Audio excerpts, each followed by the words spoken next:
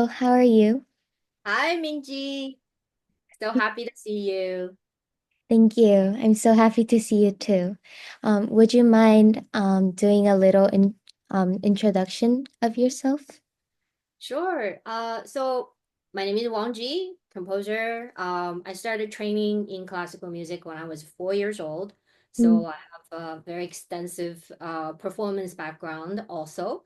And I primarily compose for the symphonic orchestra, for the opera theater, and mainly classically trained musicians and vocalists, chamber ensembles. I have one ballet. I have several operas and a dozen symphonic works. And I'm also, since actually this recent decade, I have been doing quite a bit of academic research in creativity. So now I have a PhD. So my PhD was focused on the research of what it means to have extraordinary artistic creativity in today's creativity study, very interdisciplinary. So it's kind of a passion project of mine. That's amazing. Would you mind me asking what um, kind of started your passion or your initial thought that, oh, I wanted to study this area even further while being like um, such a successful composer as well? Oh, thank you. I aspire to be successful. Of course, I still feel like I have a lot to learn and a lot to do. But the project, the creativity research really began because I read a philosopher's work.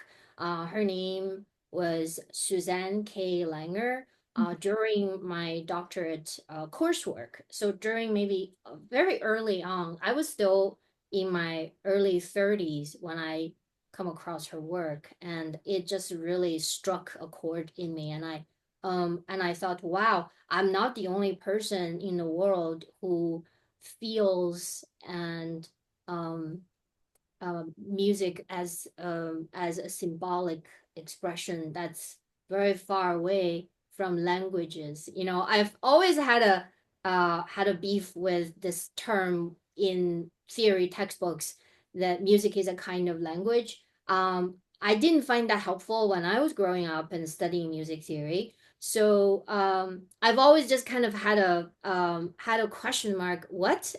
So if music is like language, then why am I doing music? Everybody understands language, and a lot of people say, "Oh, we don't understand classical music," and that really bothered me. So I think that initial spark was really about, I really want to find out what it's like to reach people with feelings. And this philosopher unlocked that whole paradigm of approaching music as feelings and the symbolic expression and our basis, our biological basis as human beings that our perceptions oriented in feelings. And that language is really the icing on the cake, but the cake itself is the music. So that's why it's a very important reference point for me to engage people, to talk to other people about music in the language form. So, and I also think words really matter in the way that artists communicate with our audiences. Mhm. Words matters a great deal, and it's not a casual thing. Um, and I think audiences really need that as a gateway, as the bridge to feel safe to explore, music because it's so personal, right? And it's all about feelings, and it really goes through our body, and it really is a physiological event. Um, so all of that is the background of how it became really important for me to to put the boots on the ground, so to speak, and to really get the science and get the psychology and get the philosophy together and see what happens. That's amazing. Do you think that your belief towards um, such passion or that philosophy also makes an impact on how, or like an inspiration on how you start your initial project or composition and how you start building up that idea as well? Mm. The short answer is I'm sure it is. Um, it's not exactly it's not easy for me to describe it in words. Mhm. And I don't understand it very well either. But what I did notice was that before I discovered Langer, and really I spent a couple of years reading her. So this is a gradual, so this is not like a switch, like a turning a key, right? It's a gradual process. So the music I wrote in my teens, very different from the music I wrote in my 20s. And in my 20s, I was very much in a different mindset. And that mindset is very much influenced, and I can say that today was very much influenced by a very linguistic approach. Because I believed I that was part of my struggle. I believed in something concrete. I believed in what I can prove on the page, and I wanted my notes to be justified. I like if I'm able to justify it, I feel less insecure. So and then in my 30s, and that's when Langer appeared, right? As part of my coursework.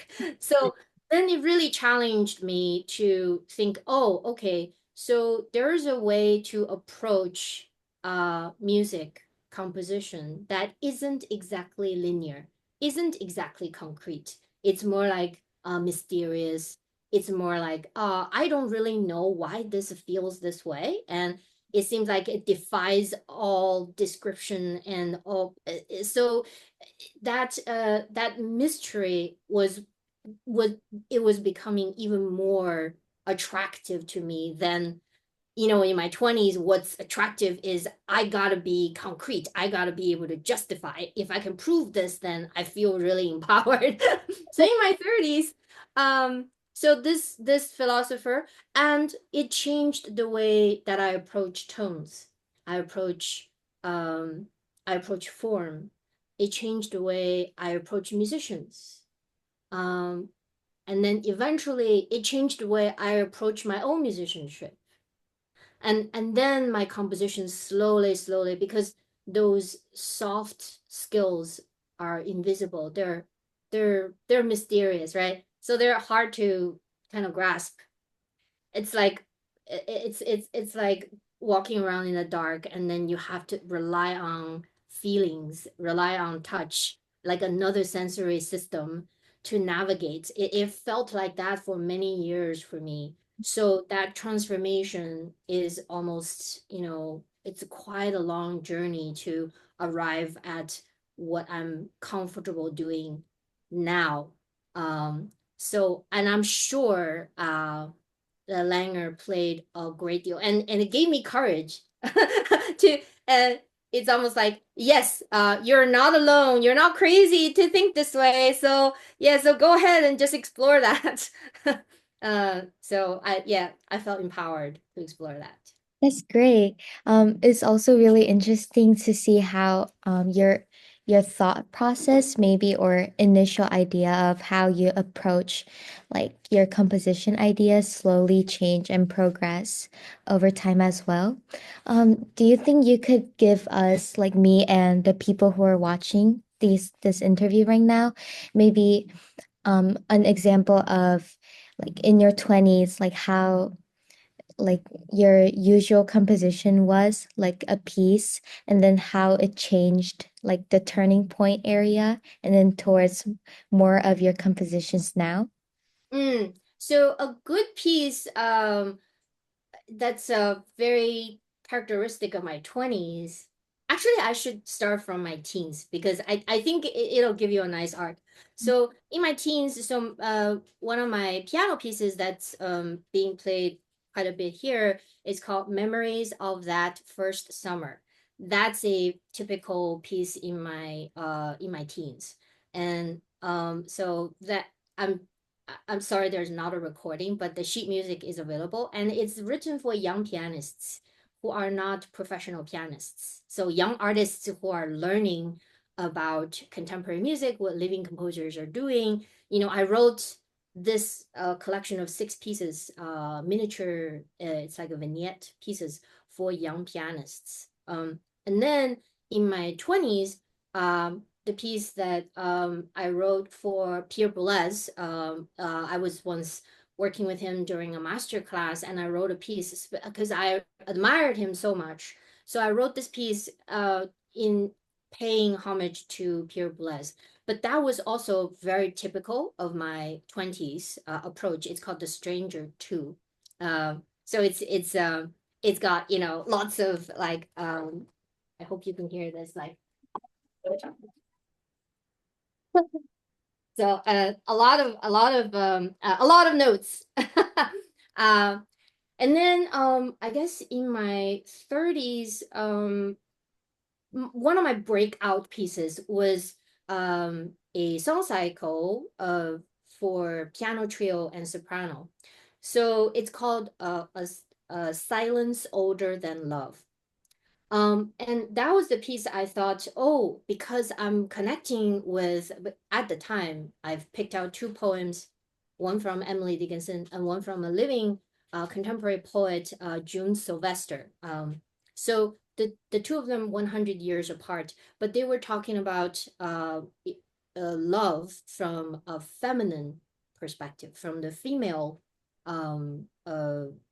lens. So that kind of opened up something in me through these poetry and through an exploration of it was a very personal project and I thought that was the piece that I still believe in that really kind of crossed over to this realm of what about those symbolic expressions of feelings, what exactly was it. So this piece and in my 30s was a landmark piece. And to the most recent I would say my batting average is higher now. I have more pieces in my 40s that I believe in still. And one of them was recently presented at the Chamber Music America National Conference in Houston, and it's called The Night When You See Again. It's for string quartet and organ. And in this piece, um, it was one of my most successful attempts in keeping a little gesture alive throughout the entire movement, which is 22 minutes long. And it sounds like this. It's woven into the piece in every which way that I could imagine. So it's almost like, you know, there's 2 kinds of perspectives. One is that you have your phone camera put when you're in the train ride, right? If you're on a train ride, so you put your phone camera out the window and the phone camera is recording just the scenery passing by. That's one way of looking at it. And then this is the other way. The camera is on the looker, the person who is looking at the scenery passing by. And so but the camera is capturing the changes of the character, the person, the human who is looking as the person is reacting to what he or she they are looking at outside the window as the scenery goes by. So I'm not recording the scenery anymore. I am recording and I am trying to um, show the reaction, the interpretation, the perspective of the person who's doing the looking. So that's why this theme has to be kept alive throughout a 20-minute movement without break. So I had so much fun doing it. I just thought, oh wow, it really provided me a uh, a coherence that I didn't hear much in my earlier work, you know, that were more episodic. that more scenery.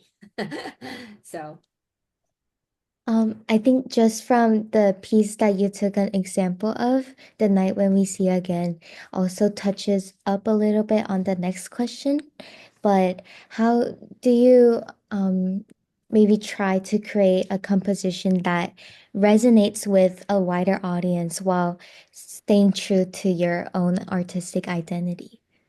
mm, mm, this is such a great question.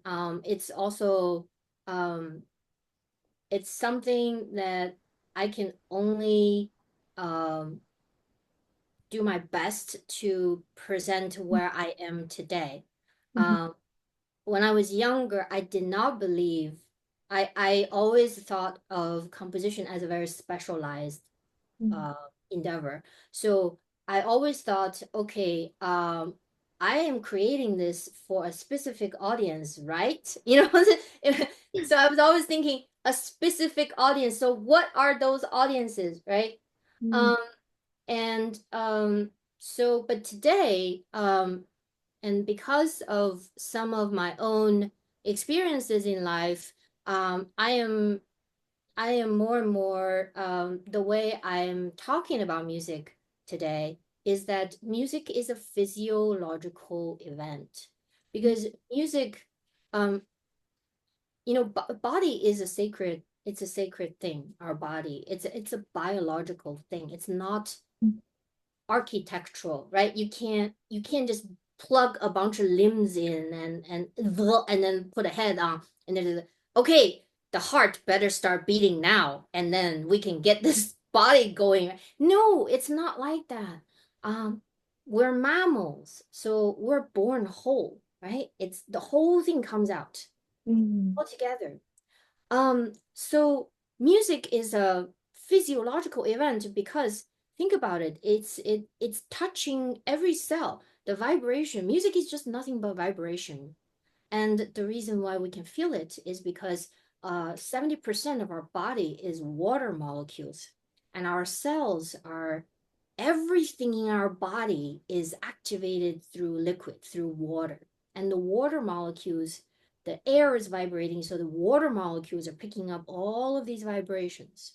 So as I am, and just think about how sacred our job is as composers. So I get to design these uh, particular ways that these sound waves, these vibrations can vibrate inside your body in a certain way to so that you feel in a way that I designed for you to feel, right? Because we're biological, so it really it's a sensory thing, not just up in the head, but the whole body is involved. So knowing this and knowing that all human beings share this trait as a species, okay, and that for me has been really helpful and liberating because if I can create the kind of work that is native, like a native language for a native kind of symbolism for the body, then it doesn't matter where you come from. mhm, You have ears, your body is receiving the vibration, you're going to feel a certain way. It's going to be your way. Of course, the music doesn't change, it's your way. But but there are also these particular feelings that is from one biological form, that is me, and mhm, I have the feelings, right? And I imagine feelings and I design these feelings. And then these feelings gets mysteriously through the musicians, mysteriously they get sent to the other person's body. I just find this process absolutely liberating. How to create work that can reach a diverse audience? Well, one thing is what I can do as a composer is to listen really widely, is to listen to all kinds of musical culture and how other musical culture, how other kind of musician from around the world, how they perceive what music is and how they their instrument history, right? So that's one way. And I'm doing it not because I want to take what their cultural artifacts are and use it to my benefit. It's not about that.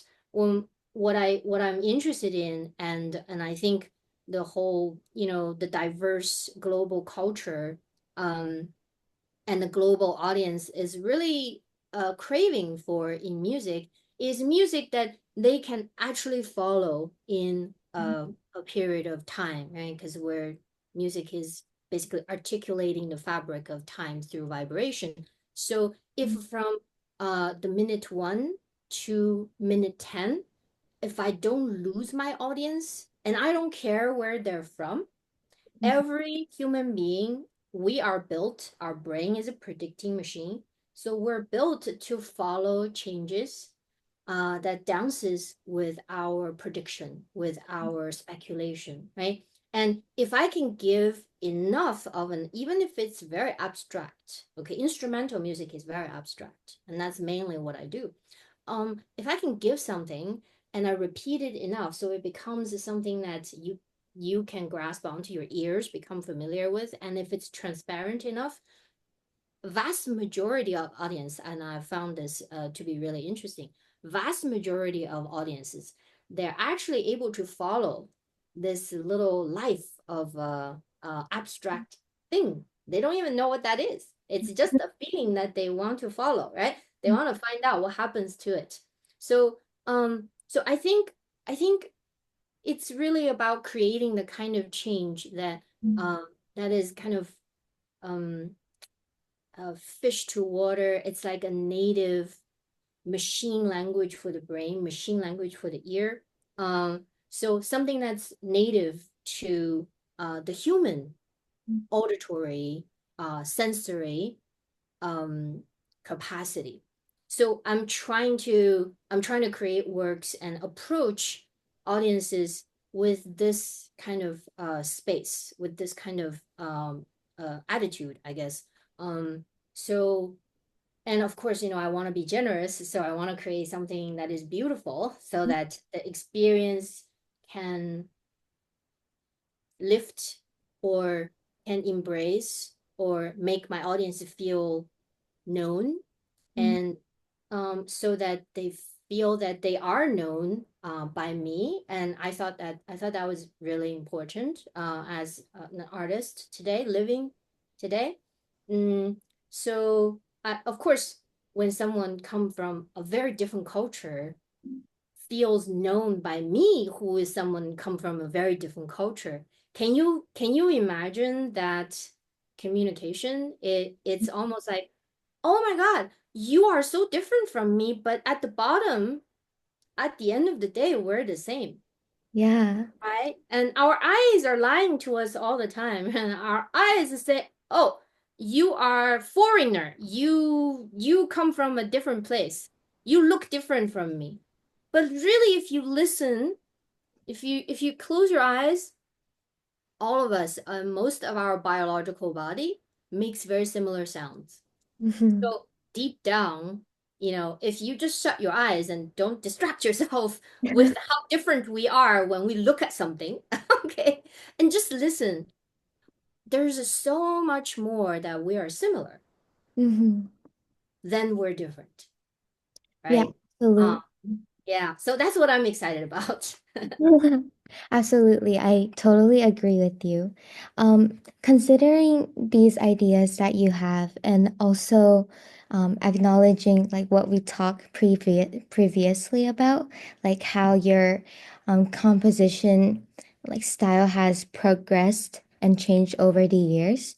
What are some maybe unexplored directions or ideas that you want to reach out further into? Maybe later in your life as well. Ooh, yeah, I there are the short answer is there are just too many and not enough lifetimes for me to explore. And I'm not saying this because it sounds really nice to say this. It really is. I mean, the more I'm in music, I've spent 40 plus years in music, Mhm. and um, the more I am in music, um, the more clear it is to me that this art form is so much more Mhm. than than one lifespan can explore. It's just not possible. Um, so um, in terms of direction, that's it. If that's my premise, like one lifetime is not enough to explore even a tiny little corner of this art form. Like what direction? Every direction is not enough, right?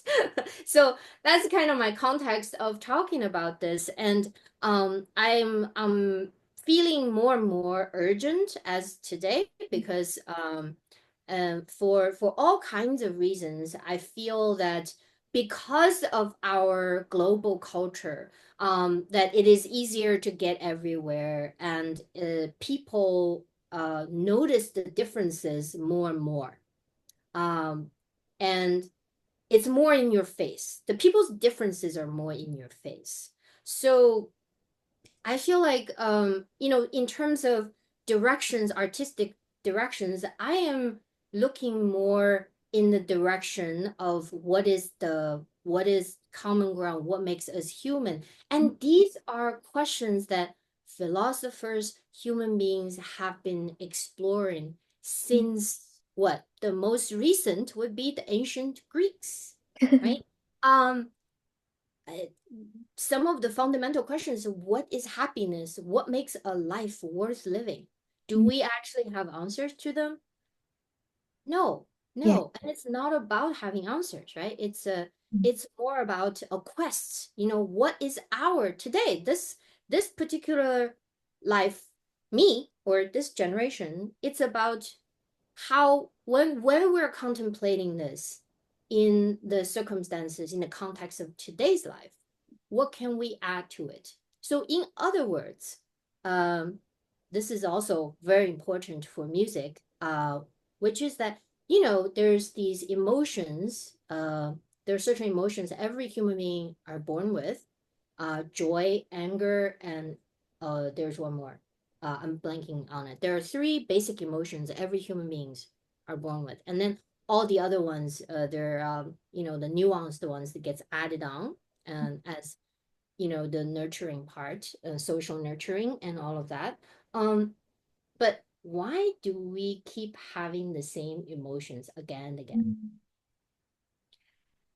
And why is it that, for example, something that your body needs, such as food, often we return to the same food? Mm. Never get bored eating some of your comfort food, right? Mhm. Yeah. So I would actually find it really strange. I actually know someone who's like this. Um, I have a friend, and she was always looking for something new to eat. Mm. I couldn't get her to to eat like the same food because we were in the school dining hall, and then they're always serving the same food, and she's always complaining like I want something different, and so I think about this a lot. What is about us that we keep going back to the same default state? Okay.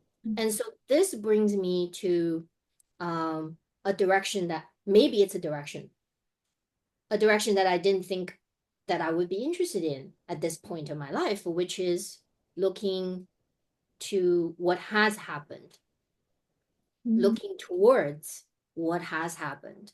And this concept, which this is not my word. This is actually Ursula Le Guin's idea of rebearing what has happened before. But rebearing also calls for spaciousness. Okay, a kind of listening that will take you across. It's like a time machine, right? Mhm. Bring your ears and shed whatever presumptions and assumptions you have, and really listen for what those voices were saying in those contexts. Okay, what makes a few notes by Mozart, so powerful. Uh, and you know, these things that's very difficult to put into words.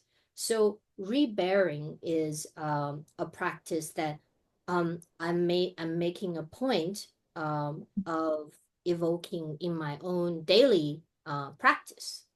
My practice is composition. So I'm no longer in that state in my 20s where I feel like every piece I write, it needs to be defiant in some way. Like I have to do something new. Um, New is an exception. You know, we're human beings and biological forms, and we function on this thing called homeostasis.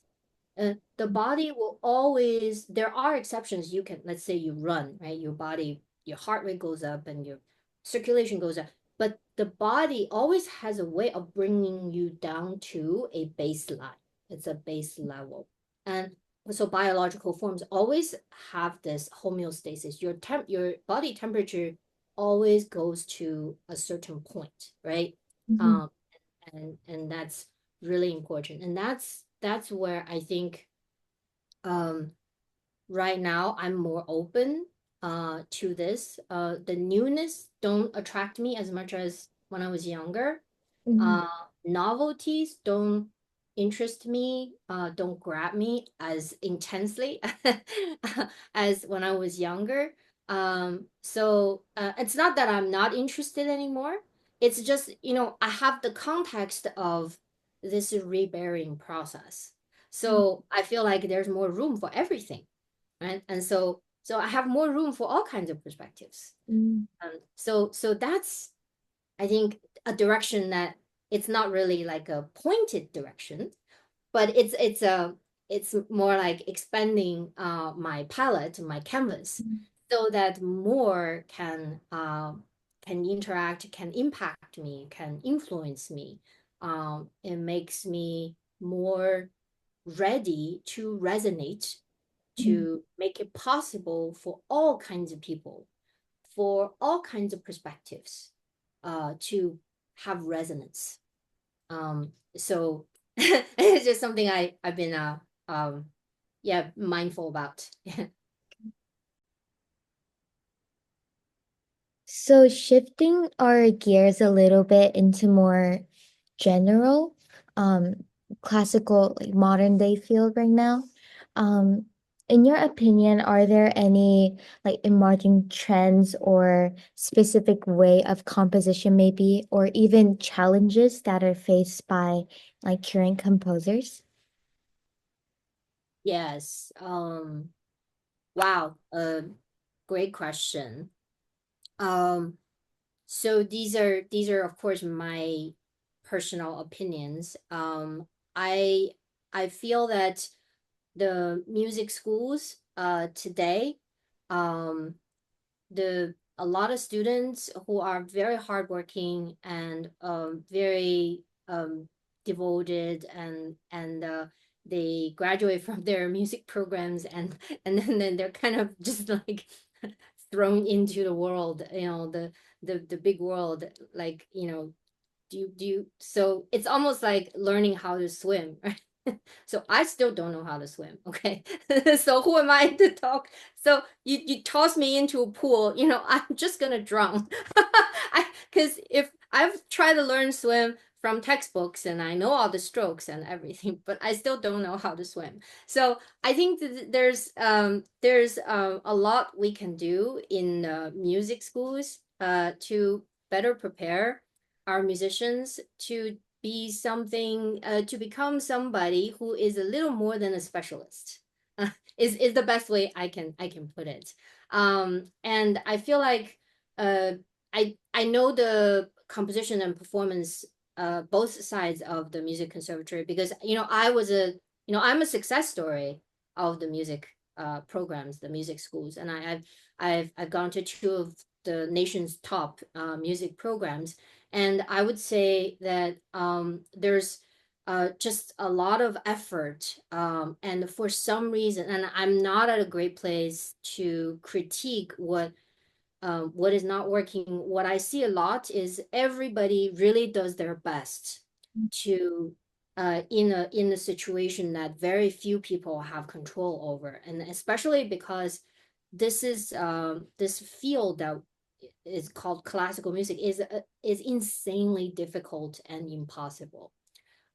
So just keep in mind that what I'm talking about is in the context of, yes, I do believe that everybody, with all the usual suspects of the human condition, everybody's doing their very best. And there are fantastic and amazing attuned teachers, mentors I've had, and still after I've graduated from the music programs, I've had to almost just tumble about and learn a lot of lessons the hard way, right? And so I think the trends, I'm not sure. I'm not at the best place to comment on it. And I think a lot of the young musicians these days, because of their ability, the performance ability, I feel like the young musicians are the level of performance is higher with younger musicians. And so this is definitely something I've noticed even in my lifetime. I've been in classical music in this country for 25 years, and I've noticed this is noticeable, the performance level. And and then there's a lot more opportunities now for young artists, for young composers, much more so than when I was coming out in the school system. Um, so I guess your question has to do with um, so tell me if I get this right. So your question has to do with, in my opinion, what is the challenges faced by young performers and young composers. I think the challenges that I can see is the same when I was in the music school, and this is the part that I'm trying to express, is that everybody's doing their best, and for some reason these communications don't seem to happen as often as they can. And this has to do with the inherent difficulty of composition, which is that we composers, we write for instruments that we don't play. And Mhm. um, it's almost like for instrumentalists, this is unthinkable.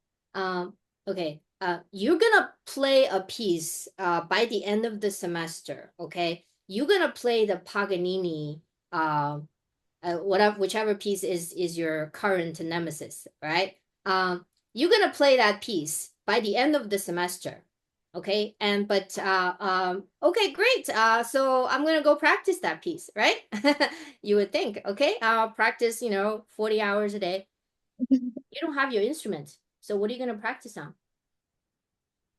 Ah, see, that is the same. So then, at the end of the semester concert, you're gonna get up the stage, and then somebody's gonna give you a violin just within that week. 3 rehearsals. You're gonna have to present your Paganini Nemesis piece, okay?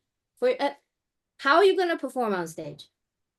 So this is the equivalent of what student composers face pretty much everywhere, majority of the time, with exceptions of certain music programs. In some schools, they have so much funding and opportunities, it's insane. But even so, as we are writing music here at our desk, okay, we can whatever we write, those instruments that we don't play, we're practicing without our instruments, right? And then whatever we do is our best guesses. Mhm. And so the accuracy and the possibility and the probability that we guess right, it's dependent on how much somatic information we have of the musicians who actually have spent 10,000 hours on their instruments, right? So you see that this whole thing just, it doesn't match. Cognitively, it is completely different worlds. And it's very difficult for composers to actually come out and say, hey, you know what? I don't play your instrument. This is just my best guess. Mhm. Okay. And I don't know whether this is gonna sound good. I don't know whether this is gonna feel good on your instrument. And Mhm. these are already um I would think these are special students. I've had many of those students who are really interested in the performance experience of their musicians. I've also taught students. They're very happy just to press the space bar on their computer and then the MIDI playback of whatever the program that they use to notate. They're perfectly happy. And they think that this is gonna help them to compose. And it does help to a certain extent, right? And on the notes level, yes, it gives them some feedback. Okay. So so it's almost like how about Minji, practice your violin, your nemesis piece, okay, but completely muted. You can't hear what you're playing. How are you going to practice? You can't. You Yeah. can't. Same thing. If composers, if they didn't have that training, which I think is essential, which is to cultivate an inner ear, what I call an inner ear. Um, and but the translation is that all this, all the best guesses, it has to be based on some kind of somatic information of how this instrument is played, how this instrument is played by a human, not by a MIDI program, not by AI, by a human, Mm. because every human is a unique biological entity. Mm. So the same note. Let's say that beautiful E flat on the A string. Okay, it's a note that every violinist play. Mhm. But every violinist is going to pull that note slightly differently. Yeah. Uh, this is beyond any AI or because AI is very bad at exceptions. So far, so far. Okay, technology is very bad at exceptions. Mhm. Yeah. So, but every execution of the same note by different musicians, especially string instruments, it's so nuanced, right? Vocal, voice, these very, very bodily, very nuanced instrument. It's very, very difficult um, for a composer to imagine. So Mhm. yeah, the challenges, I think it's the same is how to encourage composers to build this bank Mhm. of somatic information of human beings, musicians who play these instruments. And then there are different kind of musicians, right?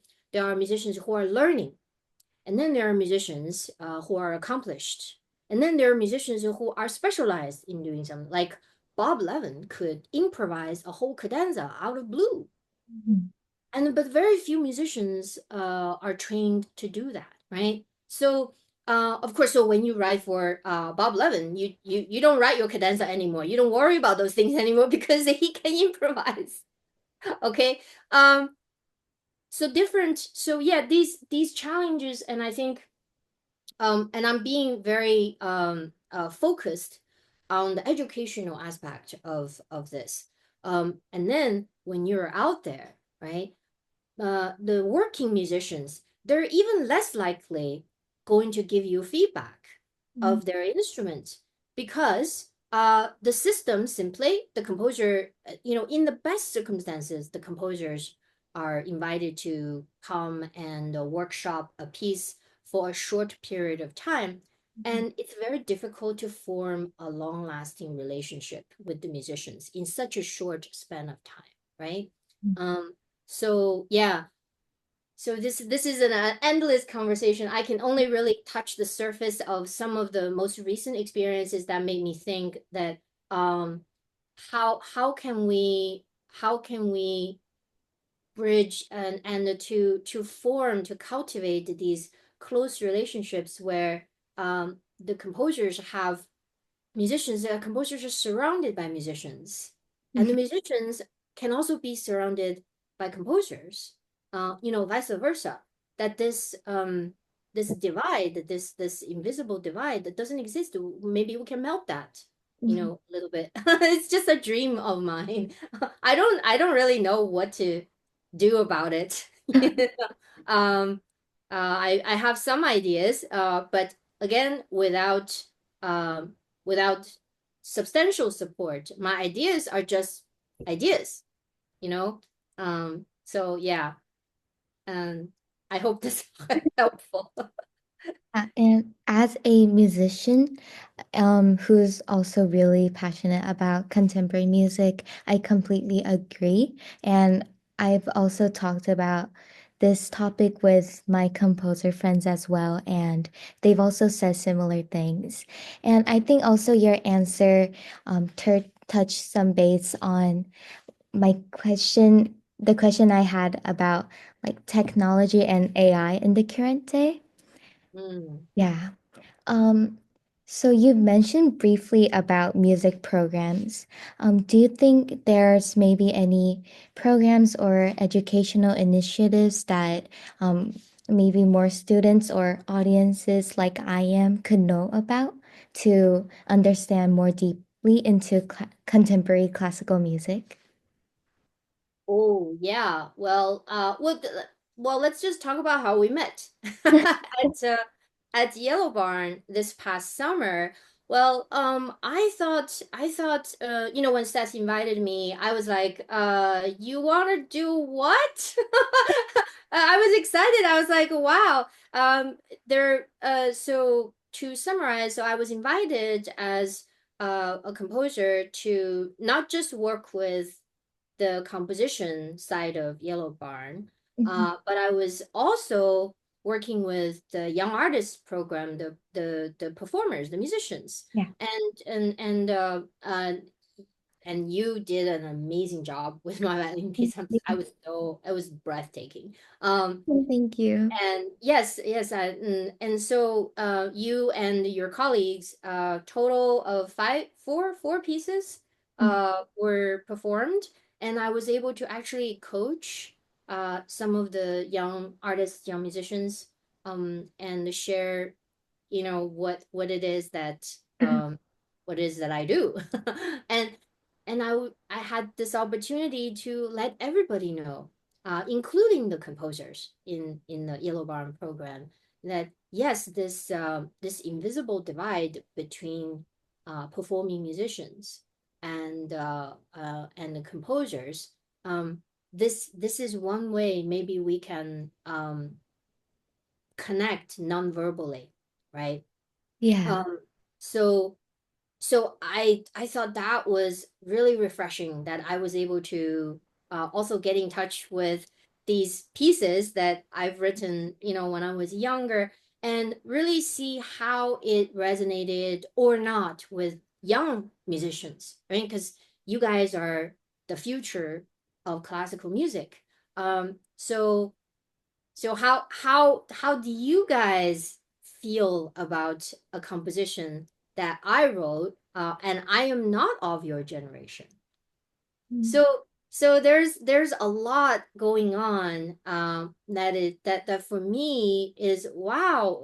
This is like multi-dimensional communication that's happening, that is beyond teaching, and I was hoping that I was also going there to do some kind of modeling, because if I can get up there and be vulnerable and be truthful and say, look, when I wrote this piece, and I think I did a little bit of that, when I wrote this piece, I wasn't quite sure how it was going to work out this way or that way or this way and that way. And then it's during the revision process that slowly working with musicians very closely and having heard this piece played by different musicians, and the different musicians have brought different perspectives and their perspectives, each individual. And then through this process, slowly, that's how I practice. And that's how I can become a stronger composer. I can be more so-called successful composer. For me, success is just winning hearts. If people like what they hear and they want to hear more, or if my music could bring them to a world that is beyond their imagination and they prefer to go there. Something like that. It's very abstract, right? For me, that's the ultimate success as a composer, and vice versa. you know, um, as much as this is a truthful and vulnerable process for me, and I was hoping that for the musician side, the musicians who were learning these new pieces for the first time, it also takes a lot of vulnerability on Yeah. their part, because this is unfamiliar territory. And then you're playing for a living composer who's reading what you're playing. So I know that feeling really, really well. But yeah, I thought that program was really successful, and I really enjoyed that. Yeah. As a person who's attended the program, I also completely agree with you. Um, so there's a lot of like music students, like even though me as a musician, I'm really invested in the contemporary music field, there's also a lot of students or audiences who maybe are not who don't know how to approach contemporary music yet. So how would you encourage them to delve further into the field? Yes. Okay. So I think one thing is that there's a stereotypical composer uh, thing going on out there, and it's quite viral. Like composers, is like this crazy person with crazy hair, right? Bad hair day every day. And then we just kind of shut ourselves in the room, and then most of us are dead. So there's a lot of that going on. Um, and then the other thing is that, oh, composers, what they write on the page is like the gospel, and we're not supposed to change anything, and all we performers are going to do is to interpret it and to learn the notes and exactly as written. There's all the, because I was trained as a chamber musician and a pianist, so I know this dynamic, and I, of course, as a student, you do there these repertoire pieces, standard repertoire, you do have to approach it like that. But for musicians and audiences who are really interested in what's going on with living composers, well, I think the most immediate thing is to form a personal relationship with someone. Mm, Mm, I have felt that to be the the kind of the expressway into the field. If you care about someone who's a composer, mhm, um, most likely you're gonna care about what they're doing. Just as friendship as human beings go. And then for and then the next step would be, oh, then what about other composers that I don't know as a person, as friends, right? And this is what I think where the biggest challenge comes from. And I think for music students, it's a good thing to have a class, and this is something that I don't think music schools always readily provide that. I think music students, when they have a first-hand experience of what composers go through, this best guess business that I was talking about earlier, if musicians experience how difficult and how impossible it is to write for an instrument you don't play or I don't play, right? When I first write for the violin, I was like, what? What do you mean you don't want to play a perfect fifth? What do you mean perfect fifth doesn't sound good? That's ridiculous. So, things like this, right? If there's a class that string musicians write for keyboardists, keyboard musician write for the string, wind, brass, you name it. I bet this presumption of somehow when whatever composers write must be right goes out the window. mm, Okay. I think that psychologically that can better prepare musicians as they play their colleagues' music, and um, so keep that in mind is that even when composers who are already established and very accomplished Mhm. honored by the world. Composers are human beings. We Mhm. have, just like musicians, we have mostly average days. Okay.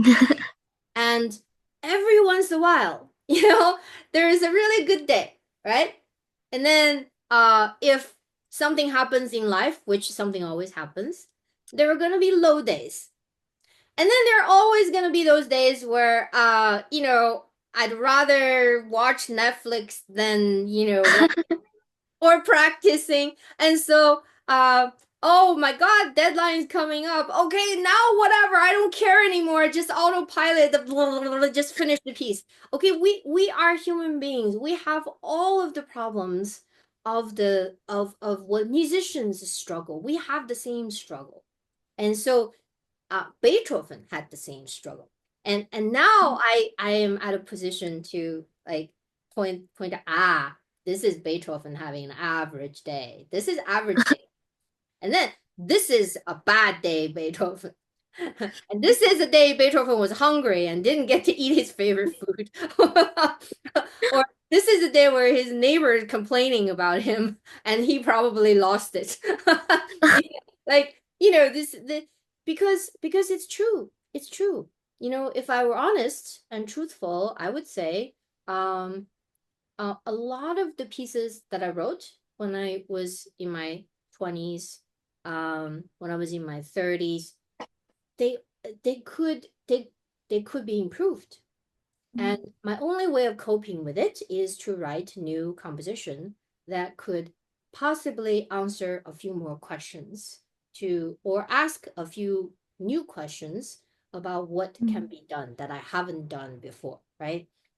So I think musicians, if they know this about composers, and audiences, if they understand that um, we are really this is our practice time. Every performance they hear, they're witnessing um, a artist, a composer. This is our practice time. This is the kind of the equivalent of musicians practice behind practice room doors that are locked to the public. The public do not hear all the mistakes musicians make in the practice rooms. But the audiences are witness of every mistake, every I have a I have an entire catalog of mistakes that are permanent record. Okay, just like Beethoven's, everything Beethoven ever published, it is concrete mistakes. There are mistakes in there. There are flaws in there. So this is the context that I think would psychologically prepare people who might feel intimidated. Uh, I might not understand this. Uh, I don't think I'll like it. But if they have the context of, oh, we are bearing witness to artists and their practice, then I think it's a worthwhile step to try. I think it's worthwhile. I can't say that's absolutely gonna work. I don't know that a lot of composer would agree with me or want to do something like this. I personally I'm very comfortable doing it. That's because of my personality, right? Uh, but yeah, it's just one of my dreams is just to have a candid, truthful conversation with my audiences and with my musicians. Look, this is really what's going on, and for me, if you could forgive whatever it is that's on the page, can we make this better together? Things like that. Yeah, I do think it's a really worthwhile and also a clever way of approaching. Um, as a wrap-up question of this interview, do you have any composers in mind, current day composers, that you would like to give a special shout out to? And for maybe like later, our classical team could also reach out to as well. Oh, I see. Oh, okay. So I actually recently I heard a composer who's no longer living, but I Mm. don't think many people know about her, and it's a her. So Her name, she was a French composer, and I'm sure I'm saying her name wrong. Fernande, uh, uh, Decruck. Decro. Mm. Fernande Decro. But say it in French. So, yeah, I came across her clarinet piano piece. Wow, I was really impressed. I thought, oh, why aren't her music being played? So this is one composer. Unfortunately, she passed away in her 50s. Mm. She's a, you know, more recent, overlooked composer. Um, Another shout out. My God. Too many. But I was just at a concert of my friend Derek Bermel's concert just 2 nights ago, and so I guess that's most fresh on my mind. Um, Mhm. there's just so many good pieces and good composers out there, and I've actually had the privilege of reading, being on a panel and reading a lot of fantastic young composers' work in the recent years. So but the most recent was the Derek Bermel, my friend Derek Bermel, and I just thought that the presence and the humor, and also the seriousness and the commitment in his work was it was such a journey. I thought, wow, uh, just so great to have a composer colleague living today, and very close to my home, who's whose work is just so it's so alive and so vivid and so convincing and also um playful. That's hard to do, um but also with the kind of seriousness of a first-rate composer that I could totally admire. So yeah, Derek Bramell, I want to give a shout out to D-Rock. That's amazing. I'll make sure to look more into his piece as well. And also, if I could reach out to him. And thank you so much for agreeing to do this interview today. I loved seeing you again and also talking to you. Oh, it's my pleasure, Minji. It's so nice to see you again. And please keep in touch. Thank you. Bye. Bye.